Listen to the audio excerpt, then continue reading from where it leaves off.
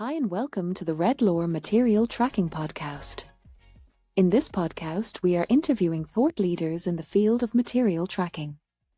Each monthly episode focuses on a specific topic within the domain of the thought leader, who is interviewed by our CEO Nick van der Donk. Topics vary from automatic tracking of materials in the factory to tracking reusable containers across the supply chain, to guarding the chain of custody of sensitive goods, and much more. Here at Red Lore, these topics are at the heart of what we do, helping our customers boost their productivity. Let's dive right into this episode. In this second episode of our podcast, we'll be diving into the world of reusable containers in the food industry. To put things into perspective, note that the global food industry generates revenues of about $10 trillion a year, making the food industry twice as large as the global tech industry and larger than the energy industry. Food distribution at $4 trillion is almost half of the total food industry. And half of the distributed food, worth $2 trillion a year, is fresh food, including produce, meat, poultry, and seafood, and dairy products. And as it's fresh, it can spoil, and if it spoils, it loses its value. That's where tracking comes in, as we'll see in this podcast. Of all the food distributed, about half of it is done in reusable containers, and that's a growing proportion. That's the topic we're going to explore today. And who better to enlighten us on this topic than Rob Franzo? Currently an independent consultant through Mitten Communications, Rob is a technology ecosystem strategist with experience in intelligent edge sensing solutions for workflow automation and operational efficiencies. Rob's professional career started in the 80s at AT&T Bell Laboratories. Broadcom, Motorola Solutions, and Zebra Technologies are a few of the other distinguished companies where he built his career. More recently, he was the consulting director for new business initiatives for retail logistics at Qualcomm. There, Rob was instrumental in designing strategies and technology architectures to make reusable containers trackable across the complicated supply chains in the food industry. Welcome, Rob. Thanks, Nick. It's a pleasure to be with you. And what an important topic. Let's dive right in. Rob, you're an expert in tracking reusable containers in the food industry. Before diving into the actual tracking part of it, could you explain for the listener what reusable containers in the food industry are? Certainly, Nick. So reusable containers, they are often called crates, totes, reusable transport items, or reusable packaging assets. They're plastic containers, typically for the food industry, foldable, and they can be sanitized, which means they can be washed. And typically the systems are closed loop in the sense that the containers are used not only used in a closed loop process, so from the service provider and their washing facility out to the field to actually be filled with produce, and then shipped to either distribution centers, usually in controlled environments for freshness management, and then out to the actual retail. In many stores, they're actually used in the display of the produce. So there's less handling, which means better quality, less labor involved. And then once the product and produce are sold and removed from those reusable containers, they're folded to compact them for shipment back to the washing facility. And then it's a virtuous loop where those are washed and then redistributed for fulfillment and delivery of fresh produce to the consumer.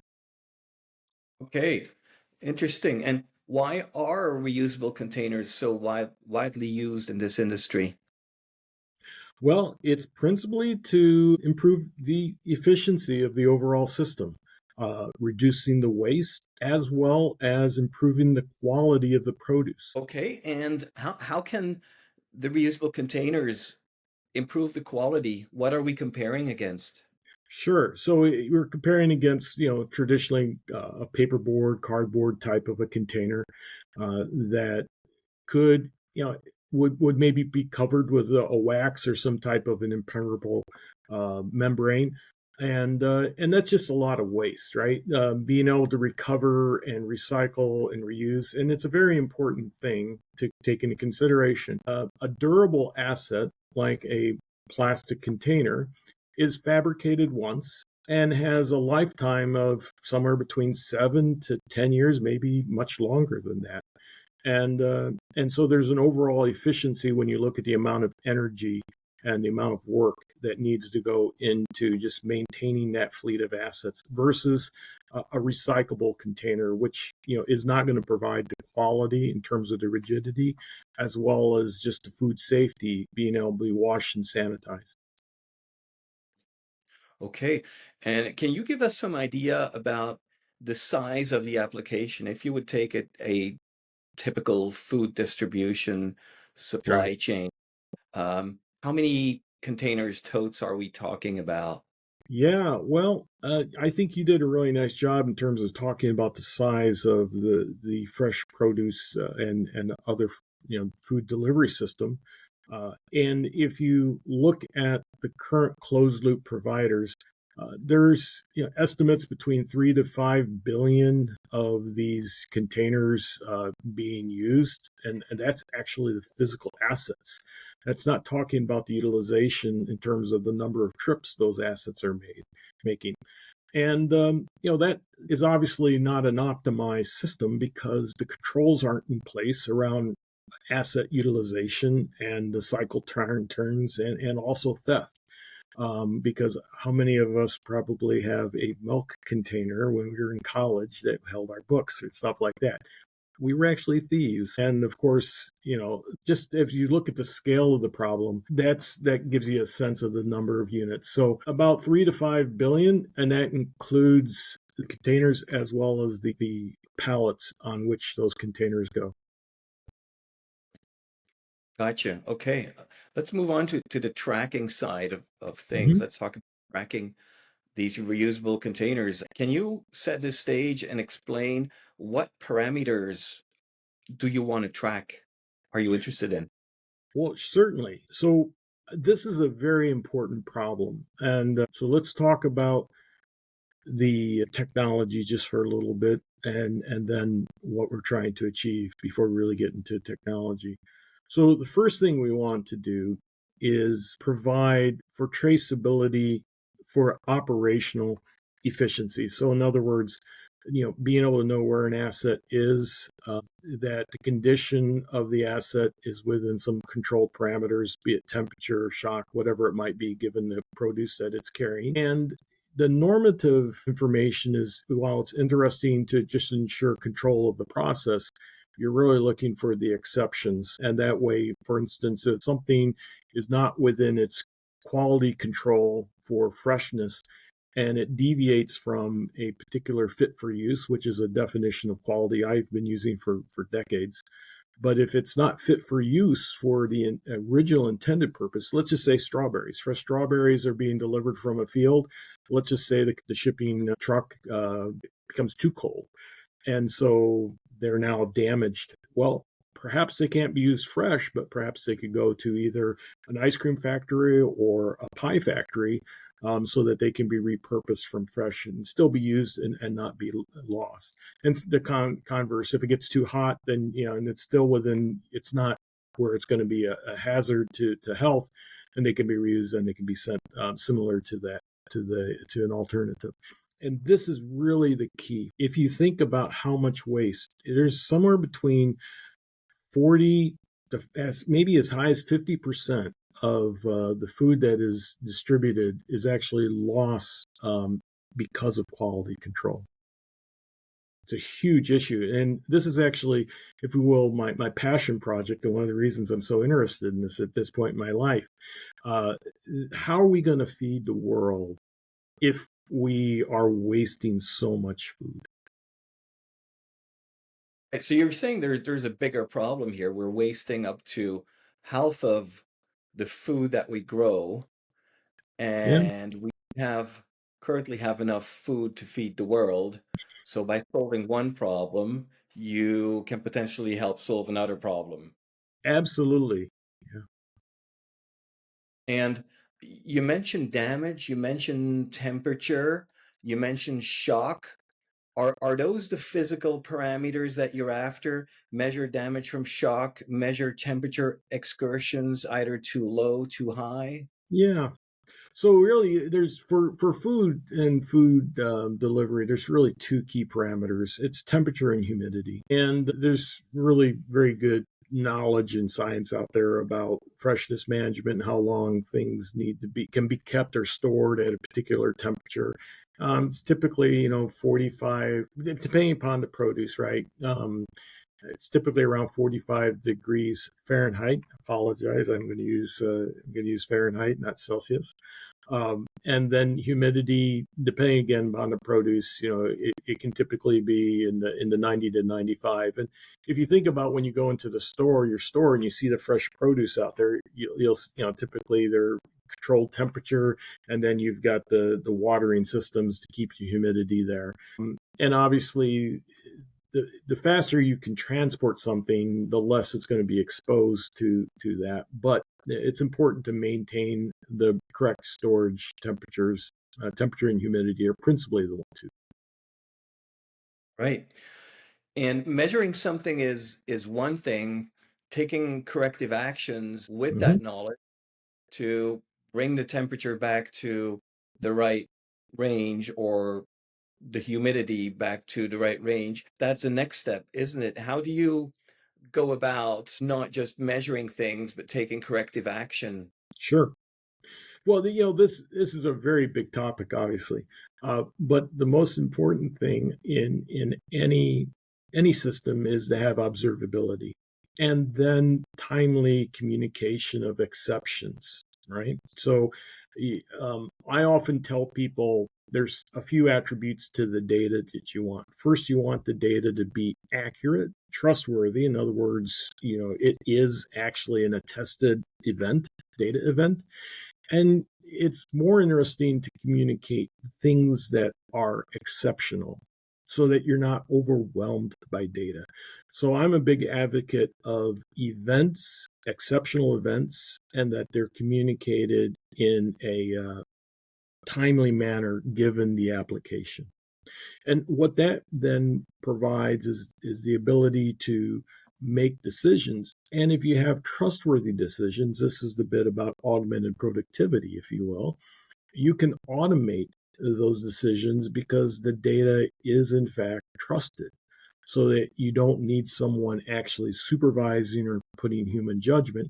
In fact, in machine to machine systems where you have uh, very good trust models and the ability to assess the integrity of the data through the design of the system, you can effectively remove humans and human error from the process. And that's the whole thing about edge sensed data and trustworthy data to be able to augment operational decisions. And if we just focus on the delivery of the finished produce to the consumer, that is then about tracking that asset deployment out to the field, getting it there at the right time, getting the right number there, giving, and you're going to have predictions on two things, right?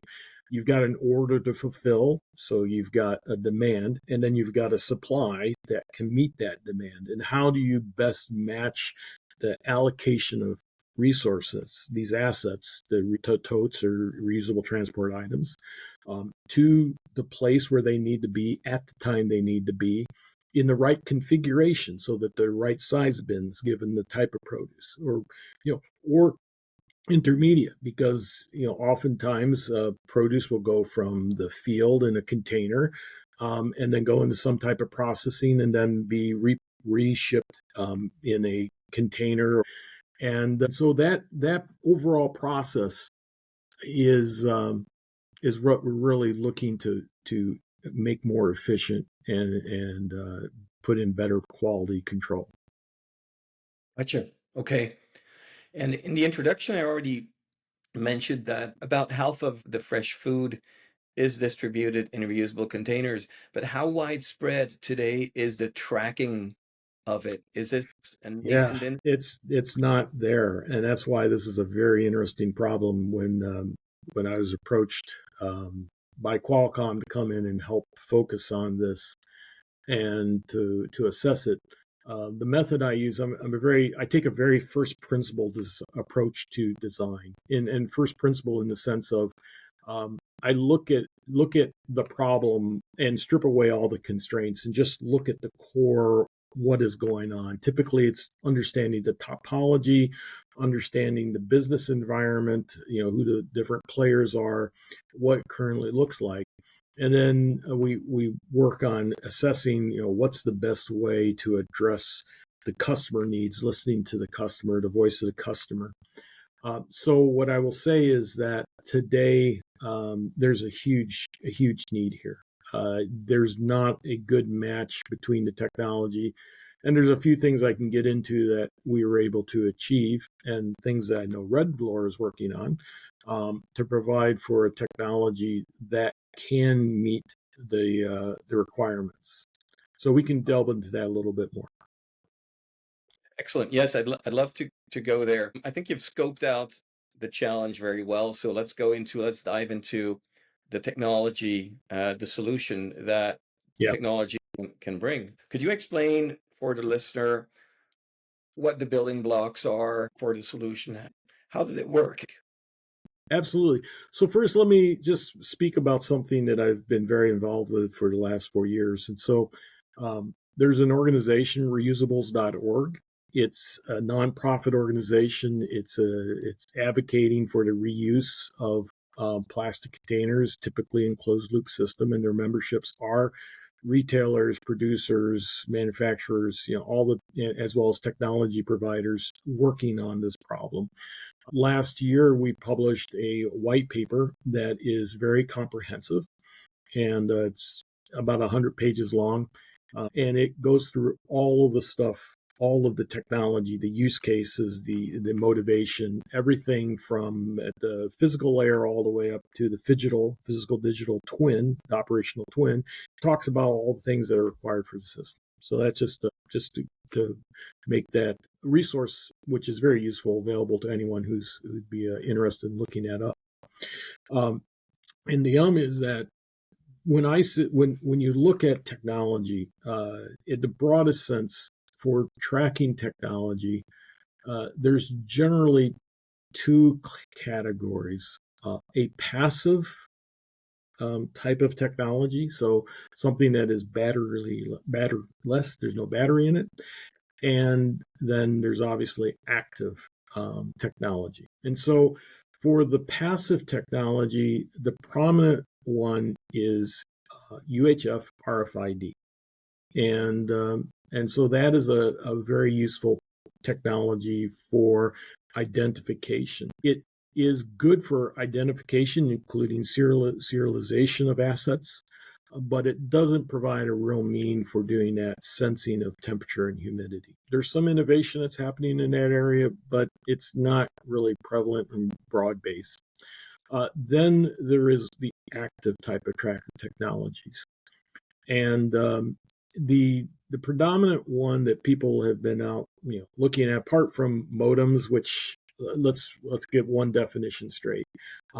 I believe in machine to machine communications, right? And the internet is important, but the internet is principally for things like we're doing right now. It was designed as a communication at HTTP, and with security, HTTPS. That's a protocol for really just for humans to communicate with humans and to use metadata and hypertext. But machines just talk in binary. They don't need the overhead that we have as humans. So to really design efficient protocols, you want to strip away this idea that you want to be, from a first principle point of view, really optimizing the system. So with that said, a lot of people are taking technologies that were maybe designed for communications, like audio links, like Bluetooth. Really, I was there at the beginning, literally. And it was designed for headsets. It was designed for audio communications. And people have taken that technology and forced it to be something more than it needs to be. And there's people who are somewhat, I think, some companies misrepresenting its abilities. But there are other technologies which were designed from the ground up to be truly a self-organizing distributed system. And if you think about what we talked about, these are huge distributed systems, right? Gateways is where a translation may be made from the machine to machine to an internet protocol just for scale, because you want to use a cellular network, and there's standards out there for that. That's great. But in the machine to machine area where you have these assets, they need to first off be self-organizing, because you can't have an administrator. You can't, they just need to work, and they need to be at industrial grade enterprise scale reliability in its ability to organize. You need to have a good, reliable connection, and they have to do that very efficiently. And so one of those technologies is actually from WirePass. They have a self-organizing network that's very nice. And when I done the technical detailed analysis of it, it really is very solid. So that's a very good technology that meets that self-organizing, distributed type of a topology that we find. In the topology that we find in logistics are typically clusters of things that need to move together, but then they need to communicate. And so that's a cluster tree topology. And that cluster tree topology is really well supported by the WirePass self-organizing network protocol. Gotcha. Okay. And I'll come back to that side of the technology and ask you about standardization later. But maybe first, could you make it concrete for the listener? What are we talking about? Do we need a sensor on every box, every tote? Yeah. In addition to that, what other components are there to get all that data out Yeah. of that complex distribution chain? Yeah. Life is statistics. And so it really becomes a question of the topology. So in principle, if you think about the topology, so you have a pallet. I think everybody's comfortable with the idea of what a pallet is. And then on that pallet, you would have the totes. And so those totes, stacked together form the cluster, right? And so if the pallet is there, obviously it's larger, it's bulkier, it's can host the gateway, the mobile gateway. And that mobile gateway, and by the way, I define the edge, and a lot of people talk about the edge, right? And I talked about the edge, right? Intelligent edge sensing. And the idea of the edge is the first place decisions are made in an operational flow. So if you think about that gateway and now this pallet, it's hosting a bunch of containers. And those containers should all be able to communicate to the pallet for the basic use case, which is just to know how many assets are on it and maintained, but how many of them actually need to be sensing. And that's a statistical question, right? So at a minimum, the pallet needs to, and then the question is depending upon the use case, how many of the containers need to be sensing. And so in the limit, it would be 100%, right? Because that's the simplest. But to get there, you don't need to be 100%. And it's just like what we learned about with telematics.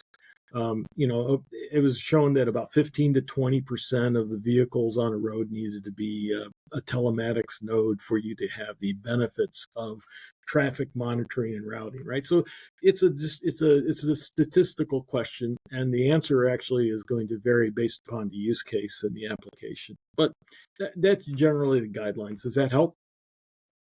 Yeah, it absolutely does. So what I'm understanding is you have containers on a pallet. The containers will measure with some accuracy to be defined what their situation is, temperature, humidity wise, shock wise, and then you have a gateway on the pallet, and these containers will transmit their data to this pallet gateway, and that gateway is powerful enough to send that information over to some sort of a back-end server cloud system. Is that a correct picture? That's a correct. And as we advance, and obviously with embedded AI and AdSense ML, if you will, machine learning, you can make those gateways even more intelligent so that they can do some processing, again, looking for the exceptions, right? Because we don't want to communicate normative. You want to have a heartbeat, to know that everything is there. But in principle, you don't care about things that work the way they're supposed to work. You care when things aren't the way they're supposed to be. Absolutely.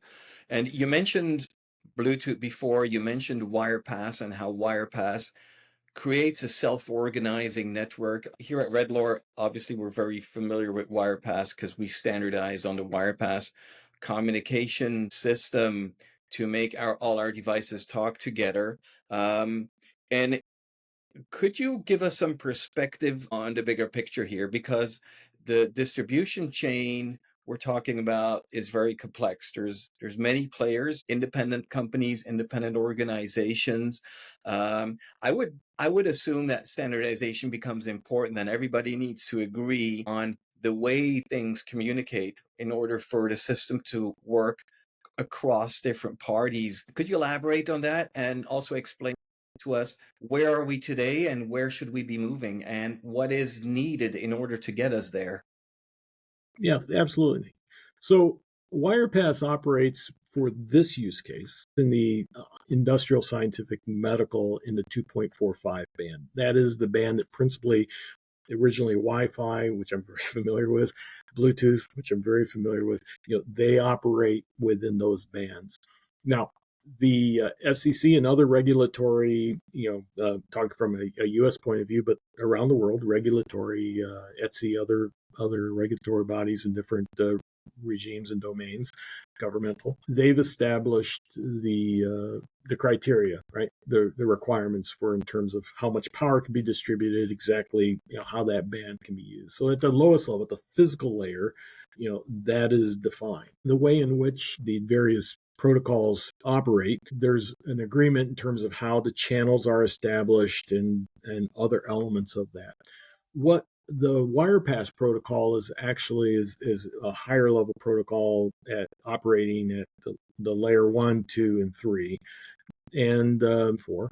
I won't get into the specifics of the ISO 7-layer model, but the bottom line is that while it's a proprietary standard, they're working within the ecosystem to establish it as an acceptable and interoperable coexistence with other technologies within that band. But again, from a first principle point of view, when you look at the math, when you look at everything about the design of that, it's a very resilient, complete, well-architected protocol that has a lot of attributes which are beneficial to the industry.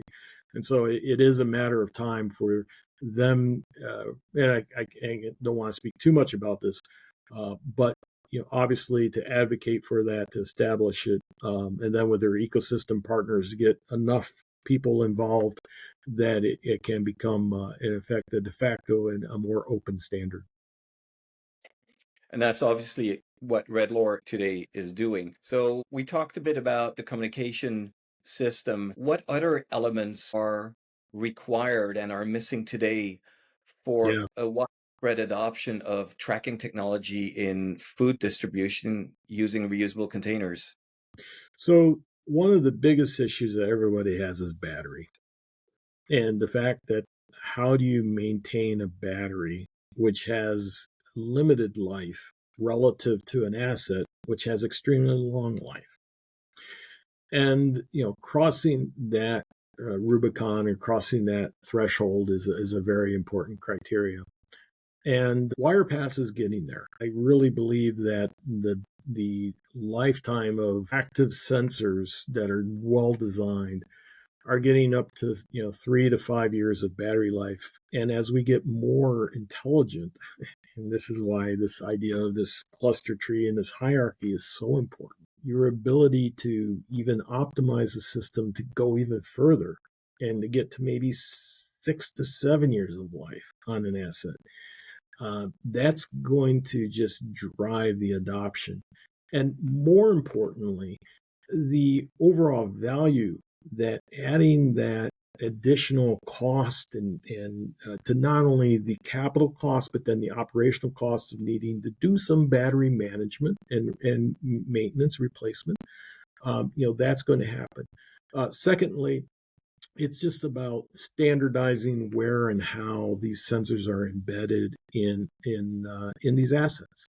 And that's where advocacy through like reusables.org, which while it's not standards in this body, it's a group of people, participants, stakeholders in the ecosystem that can drive best practices and recommendations, and then eventually establish, even potentially standards for where things need, beyond guidelines, but actual standards for how the embedding can take place. But more important, to get there, you need to have those thought leaders who are committed to making the investments to make that happen, so that they can do the material science, the industrial design, analyzing where's the best location for the antennas, for the sensors, the battery chemistry and what's acceptable, and just then the all the automation equipment that goes in terms of handling of the assets, and then additional operations like servicing the battery and the like. So there's many different approaches that can be taken, and it's a ripe area for investigation and investment, with what I believe a healthy return on that investment when you look at the problem we're solving, which is feeding the world. Yes. And when you talk about embedding these sensors into the containers, do you think we need to involve the container manufacturers? Do Yes, they need to agree on a certain standard? How important is that? absolutely important. And that's the reason for what I've been involved with, the technology working group. I was the inaugural chair of their TWG, and it really is recognizing where the problem is, and then going and working with the people that own the problem, and educating them, bringing them on board, working with them, helping them, and they recognize it. It's a matter of just being able to take the time to focus on doing the right thing at the right time in the right way, and not to be distracted by people that are misrepresenting things that aren't necessarily correct. Yes. At the previous podcast, we had Bridget Garral from Magna in the interview, and she's also a driving force at the AIAG, an automotive consortium of organizations that want to standardize tracking of reusable containers in the automotive industry.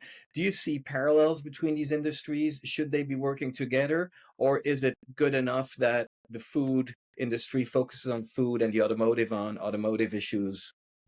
Oh no, the technology base is broad and common, and so they're absolutely, to get scale, there needs to be absolute cooperation and liaison between these different industry associations. And yeah, thank you for bringing up AIG. What they have done, what they've published in terms of their paper with regards to UHF, RFID, BLE, UWB. Yes, collaboration and cooperation across different industry segments that are, in the end, very interested in three things, right? Where is an asset? Okay. Then what is the condition of that asset? Right? Is the second thing. And then the third thing is, what's its availability?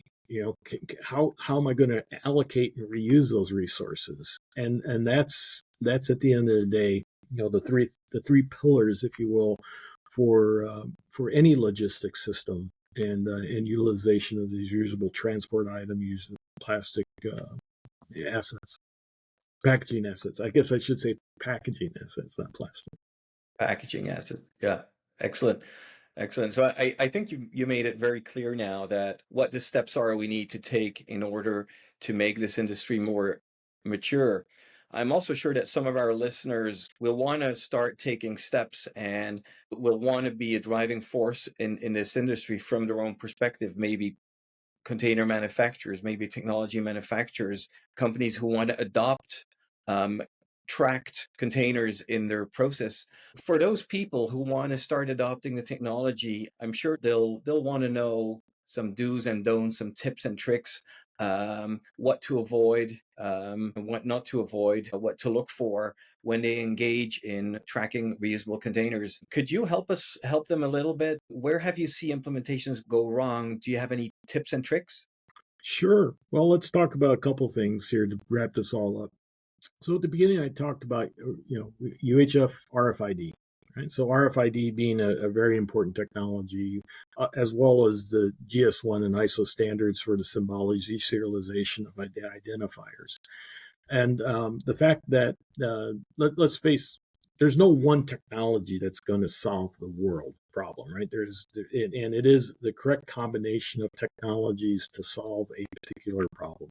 So let's talk about printed labels, right, that are available using some type of a data matrix or a QR code, some type of a data carrier.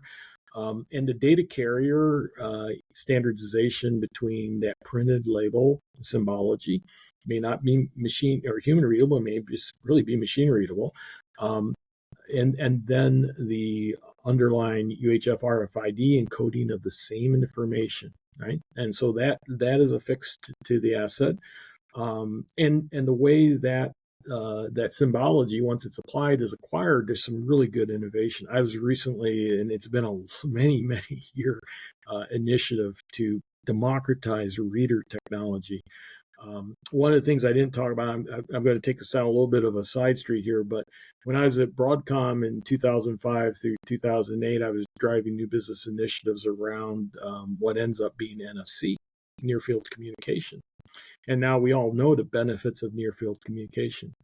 In that deliberation internally, I had some really sharp, very competent engineers that wanted to do UHF RFID.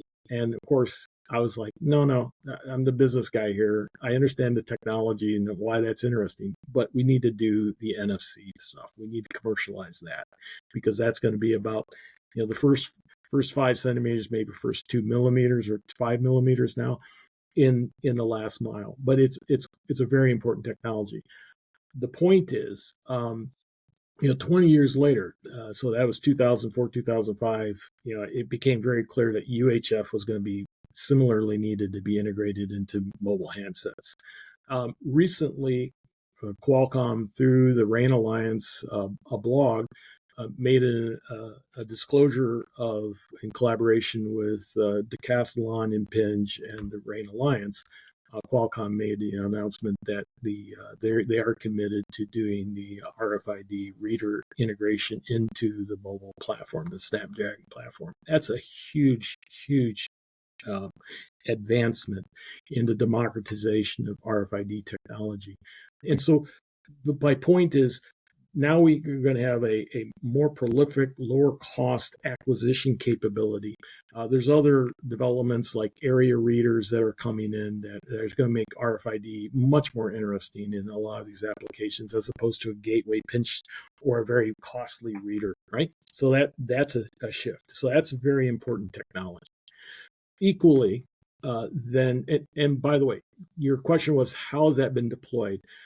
I would say that RFID on reusable assets is the highest deployment. Some of it has been mixed because it's of the acquisition, how you acquire the RFID symbology. And so, there's been people who are like, oh, it didn't quite give us what we were looking for. Well, yeah, but, we're working to solve the right problem, which is the cost of the readers, the cost of acquisition. So, watch this space because that's really important. That's necessary, but not sufficient. Then coupling it with a technology like we were talking about of active sensors that can give you then that additional information that's needed, right? So identification is important. That's really important, but then the active sensing, given the use case, is equally important, as well as it's autonomous, right? You don't have to energize it. And so it's always a balance, but this is really an exciting time because there's really two disruptive things going on. We've got this democratization of UHF ID, right? UHF RFID. And then you've got a standard like Wirepass, which is being extremely successful in adoption in smart metering. And it's slightly different, right? The use case is different. You've got your building automation, which kind of fits into logistics because you need that infrastructure to be able to read these sensors. And then you've got the optimization around what will happen in the actual assets. So it's just a matter of time of getting there, and for people that are objective but passionate and focused on bringing this to market. Well, that's a great, positive, optimistic statement to end with. That brings us to the end of this podcast. Thank you, Rob, for helping us to understand the complex world of tracking reusable containers in the food industry. And I sincerely hope you'll continue to move the needle in this amazing industry. Yeah, thank you, Nick. It's been my pleasure, and I appreciate the opportunity to speak with you this morning. As always, dear listener, we welcome your reflections on what was said today. Don't hesitate to leave your comments and questions, or just contact us directly at info@redlore.com. And stay tuned for our next episode. We hope you liked this episode. If you like the podcast content we're bringing, don't forget to subscribe and hit the like button. At Redlore, we help manufacturing and logistics companies address visibility issues within their material flows and manufacturing processes. Our wireless tags accurately monitor the on-site location of materials as well as their condition, such as temperature deviations and damage. Our solution also tracks the material carries such as totes and racks within the manufacturing site and across sites. It replaces time-consuming and error-prone barcode scanning. It brings you real-time location and condition monitoring, which an older technology like RFID cannot do. The end result is that our solution helps our customers avoid line stops, inventory discrepancies, inefficiencies due to human error, and keeps track of the chain of custody. If you'd like to hear more about the topic addressed in this or in previous episodes, just send us an email at info@redlore.com and we'll be in touch. We also love your feedback, so drop us a note with your thoughts.